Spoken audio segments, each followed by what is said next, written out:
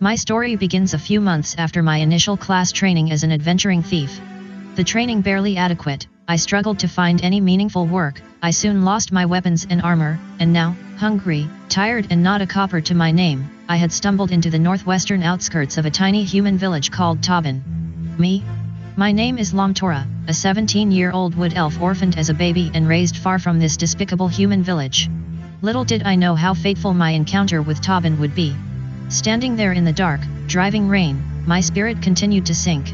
Down on my luck these past few months, I looked about the older, dirty, unimpressive town and assumed that more bad luck awaited. What good could possibly come from this miserable speck of existence here? I soon encountered a large grey barn, one of over a dozen in the area, but this one not just larger but seemingly well used. Keeping low in the grassy field and remaining wary even in the driving rain, I searched the local area around the large barn, recognizing that the building's entrance was closed and locked, but several old windows potentially offered entrance as well as a back door that also appeared closed and locked. Studying the barn, it didn't take much thought to recognize that it likely contained a great deal of foodstuffs. If I could somehow get in, I could not only alleviate my terrible hunger but take enough food to last me a few weeks. My hunger all but in control at this point, finding a way into the barn seemed like the obvious choice. The question was, how to get in. While all the windows looked secure, I soon noticed that the old cement holding several of the bars in place in the farthest window was severely cracked, so it was possible to tug at the bars and break them away from the window.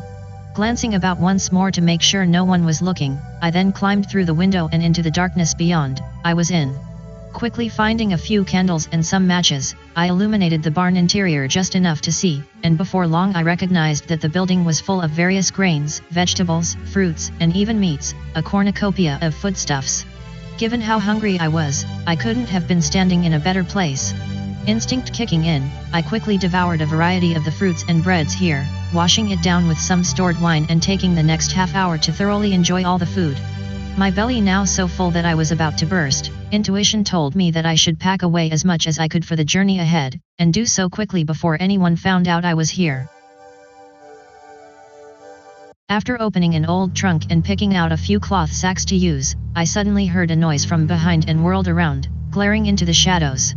Nothing seemed there, however. Was it just my imagination? Quite suspicious, I looked about for anything I could use as a weapon, concerned I was no longer alone. Henry. Taylor. Come quick. I found us a thief. As expected, a young human man appeared 10 feet away, dressed as a commoner but holding a chipped short sword in one hand and a large, lit candle in the other. I had been caught. 2 more men then appeared behind the first, dressed and armed in a similar fashion and looking at me like they'd just found a rare animal. I think we caught ourselves a thief. The first human ridiculed again, taunting me. You know what we do to thieves around here? The second of the men called out, his voice just as demeaning. We cut their hands off. The third man laughed, then drew his own short sword and gently dragged the blade across his open left hand as if slicing it off, visually depicting my fate if I were captured. 3 against 1, I didn't like my odds, prompting me to try and get away without resorting to combat. I don't want any trouble, I said as the 3 men approached, wickedness in their eyes. I will just leave everything here and go, you will never see me again. You're not going anywhere. The first young man ridiculed again, readying his short sword. The whole village will enjoy making an example out of you. The trio of young brats quickly backed me into a corner. Hoping that the 3 men could be negotiated with, I tried to convince them to let me go, returning the stolen food and apologizing sincerely. The young men just laughed at me, however, and continued to approach, about to attack. Let's cage this monkey. The first man snickered, attacking along with his 2 fellow humans. Having lost my weapons and armor some time ago, my only recourse was to leap away and use my dexterity to try and avoid the oncoming attacks. The 3 brothers didn't seem intent on killing me, but the encounter was frightening nonetheless and I did all I could to avoid their blows. Continuing to scuffle, one of the brothers then accidentally tripped and fell upon an old pitchfork lying on the floor, stabbed in the chest. Hoping to simply dodge the attacks and flee, one of the men had been severely wounded and was now bleeding out all over the floor. Taking a step backward, I watched in horror as the 2 remaining men tried to staunch the bleeding, to no avail. Fearful moments passed, and all I could do was watch as the injured human breathed his last breath, his 2 brothers crying out in utter shock and sadness. Recognizing the opportunity to escape while I still could, I stepped toward the front door of the barn, the pair of men beyond continuing to wail for their slain brother. Suddenly, several more men appeared, middle-aged farmers holding lit torches and accompanied by a big, burly, well-seasoned fighter who was likely the town's sheriff. "What is this?" the burly sheriff barked, stopping me in my tracks and preventing any hope of escape. "This stranger." "Thief!" one of the two men cried from behind, still kneeling over his slain brother. "The thief killed Henry, he's dead." The sheriff immediately drew his longsword and looked to me, positioning himself in a way that prevented any sort of escape. I was trapped. Several of the farmers with the sheriff rushed over to the three younger men beyond, the sheriff keeping his eye on me the entire time. "A thief and a murderer," the burly warrior condemned. "We will see you hang for this before the night is through." The situation suddenly seemed hopeless. With no real plan of escape, I eyed the barn's small windows again several dozen feet away and rushed for them, utterly desperate to flee the dire situation. Expecting such a response, however, the powerful sheriff first shoved me to the floor before tying my hands behind my back and hauling me to my feet. I was now his prisoner. "You'll find justice is swift here in Tobin," the sheriff hissed, sending a chill down my spine as he turned toward the barn's front door and pushed me forward. "Let's go meet the hangman's noose." "The boy is dead all right," one of the middle-aged farmers informed the sheriff, having returned from a quick examination. "He was impaled on a pitchfork and bled out." "That was an accident," I cried, desperately trying to clear my name. "They started it, I was just defending myself." "He would still be alive if you hadn't stolen in here," the sheriff retaliated, not interested in what actually happened. "You caused his death and now we will do the same to you, let's go." And with that, the sheriff pushed me to the front door of the barn and toward an imminent execution. Returning outside, the driving rain had nearly stopped, and as news of my encounter within the barn spread like wildfire throughout the village, more and more of the townspeople came out to watch as I was slowly marched through town.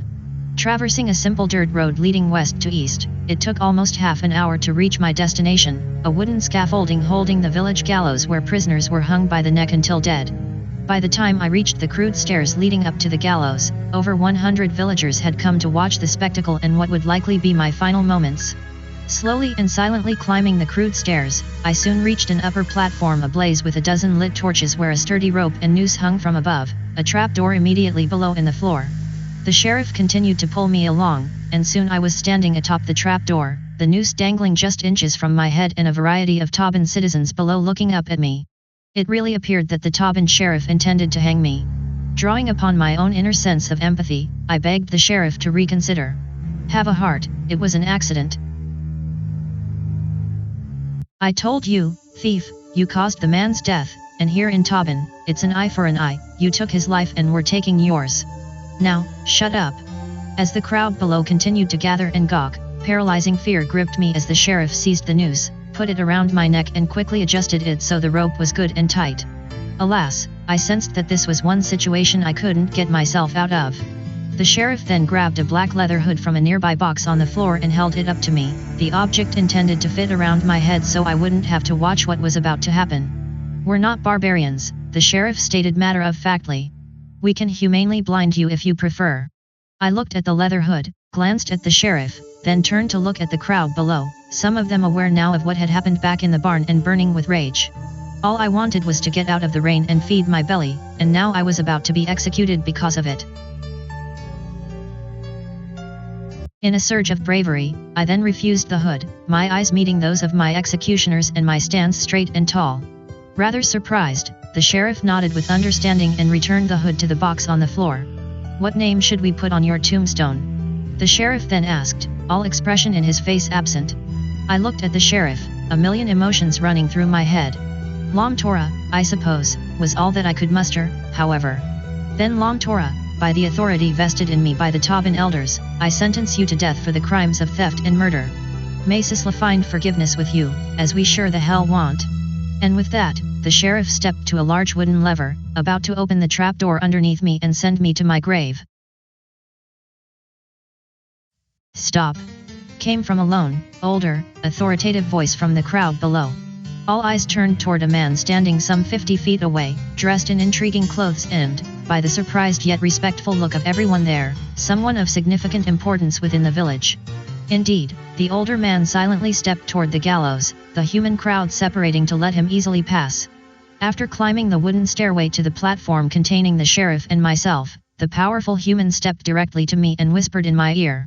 "Do I have your word to obey me without question if I spare your life? And why would you do that?" I asked, deeply curious. "I have my reasons, acolyte," the older man returned, his gaze full of both strength and intimidation. "But I need your word that you will follow and obey me, is that understood?" "Understood," I responded, thankful to still be alive. "So now what?" The older man nodded, turned, and ordered the sheriff to remove the noose around my neck and set me free. The strange human then looked out to all the villagers below, addressing them a moment later. "This elven thief you were so eager to murder holds great promise and has become my pupil, and so is hereby absolved of any crimes here in Tobin. Now, disperse. Go home and leave this matter to me." While many of the townspeople had definitely come to watch me die and turned away disgruntled, the villagers did exactly as requested, slowly walking away. My unexpected benefactor then turned to me, his demeanor dour as if he were already second-guessing his decision to intervene. "I am the Tobin Guild Master and you are now my apprentice. Beware, as the next few days will be hell for you. But if you survive my training, a lifetime of purpose and opportunity awaits. What say you?" Rather reluctant to agree to anything, I nodded to the guild master, displaying little emotion other than the acknowledgement that he had saved my life and I was somewhat in his debt. With a returned look of reservation, the guild master nodded and we descended the gallows, my life about to take a very different and unexpected turn. As the human crowd continued to disperse, the guild master led me northwest. Across the simple dirt road I was led to here and toward a larger and rather interesting building beyond. Following the older man, I kept my head down as we passed by dozens of angry townspeople.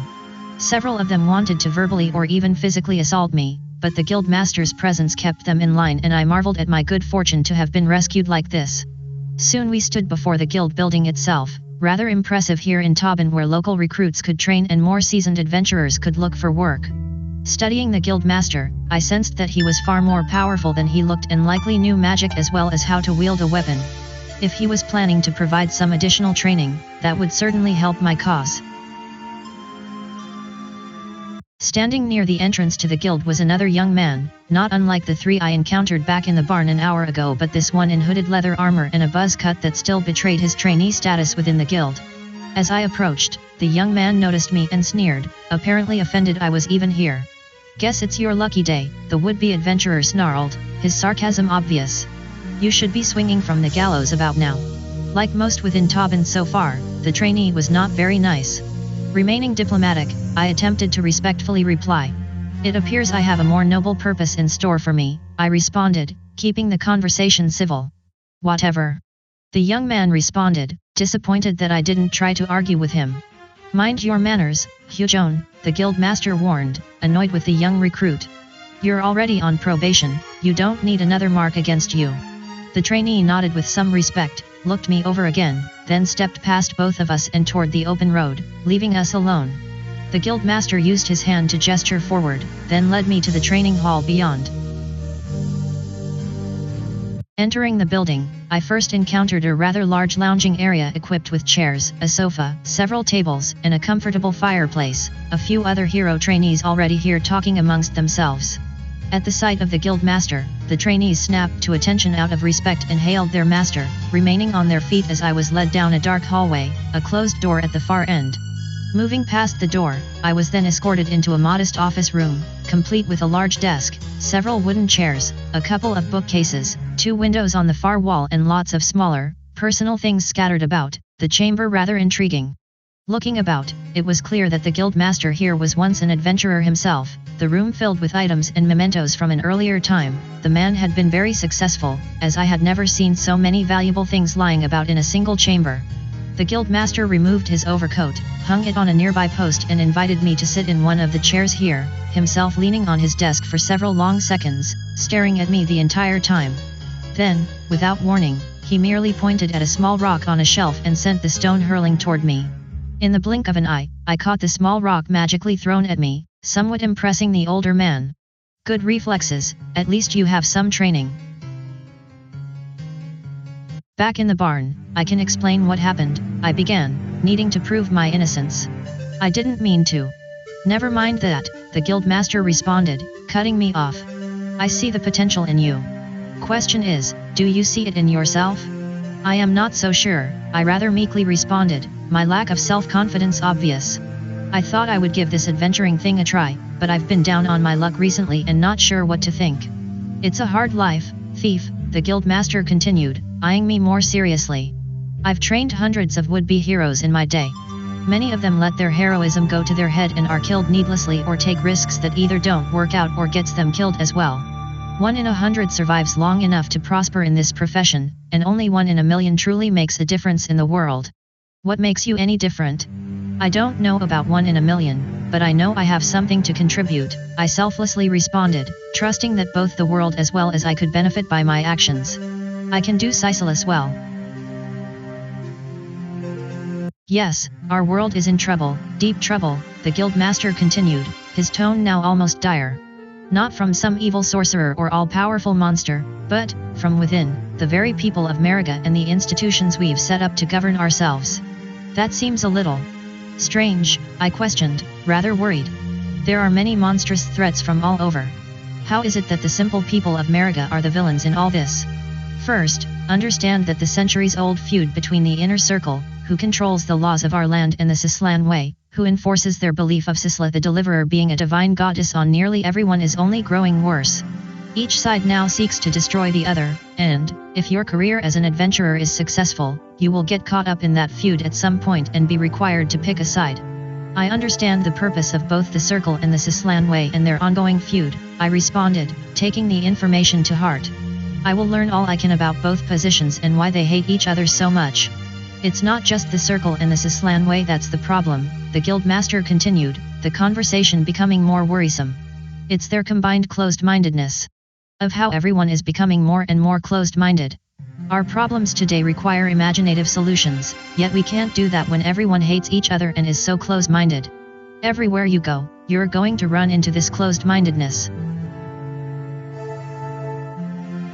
You're worried that people I encounter will be a little closed-minded? I chuckled, not truly seeing any threat. That's just fine, I am sure I can convince most of them to think like me and we will all get along. The guildmaster stood back to his feet and this time sat down beside me, needing to tell me something particularly important. In most of your dealings, people will either be selfish, thinking only about their own wants and perspective, or selfless, putting the needs of others before their own. The rule will be the selfish, but there is great power in the selfless, so seek them out when you can. It's hard to be selfless all the time, I acknowledged, turning away. Nobody is like that. But I agree that it's better to be selfless when possible and help all you can when you can. Is that what you're trying to say? What I am saying is that the selfish only have one person looking out for their best interests, themselves. But if everyone were selfless, then each person would have the entire world looking out for their best interests and we would all live in a true utopia. So that's your real challenge, not to find as many riches or as much power as you can, but to convert as many selfish people you meet into the selfless. Can you do that? Most selfish people already have their minds made up, I responded, rather bewildered by the guildmaster's request. They're that way for a reason and I can't change that. What you're suggesting is noble, but it's also impossible. Being selfless isn't just an ideal, the guildmaster continued, grabbing one of my hands in sincerity. It is the ultimate source of real power. If you're going to become a hero, and perhaps ascend to being that 1 in a million, you can only achieve that by becoming selfless and drawing your strength from all those you transform and convince to help along the way. Yes, you will meet some incredibly powerful beings who are equally as selfish out there, but you will always have the ability to defeat them by remaining selfless and heroic. I do believe you mean well, I responded several moments later, needing a little time to think, and I am sure the world would be a better place with more selfless people in it. But trying to turn everyone I meet into the selfless? That sounds crazy to me. The guildmaster acknowledged my response and returned to his desk, changing the subject and getting back to the matters at hand. Moving on, let's get you some additional training and better prepare you for what's ahead. There is something afoot here in Tobin and I think I will want you to investigate when you're ready. But I am already trained, I responded, somewhat insulted. I just need some new supplies. Your original training as a thief was marginal at best, the guildmaster responded, reaching his chair again and piquing my curiosity.